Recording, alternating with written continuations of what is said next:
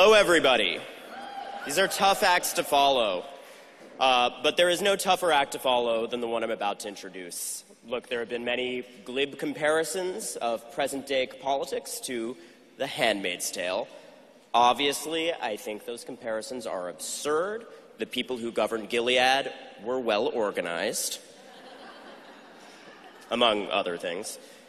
But jokes aside, when you read Handmaid's Tale or any of the many eclectic works by Atwood, not just the novels, but the poems, the short stories, the works of criticism, a superhero comic book series about a cat-bird-human hero called Angel Catbird, like Samantha Bee said, she predicts the future.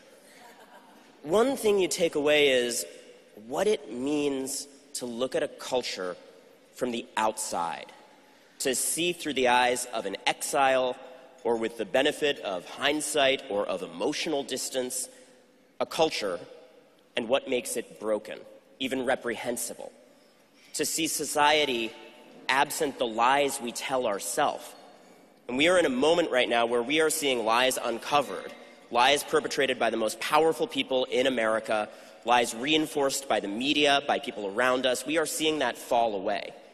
Margaret Atwood had that message years ago. She continues to give us that message. Sometimes it can be a little close for comfort. Ask the protester at the Women's March in Washington last year holding a sign that said, "Make Margaret Atwood fiction again." Margaret Atwood manages to do all of this with wit and charm and dedication and generosity and withering precision. Anyone who's read her work knows that. In short, she's just so fucking cool. Maybe it's inevitable that someone who sees the world so clearly and in such precise detail would also feel compelled to help the world. And there she is, too, working with the Canadian Women's Foundation as it provides resources to survivors of sexual violence.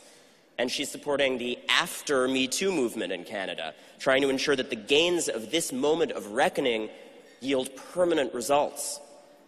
It is a thrill as a literary nerd, and an honor as a reporter of stories that, shall we say, aren't absent of some of the themes in her work, to recognize Margaret Atwood as a woman of power.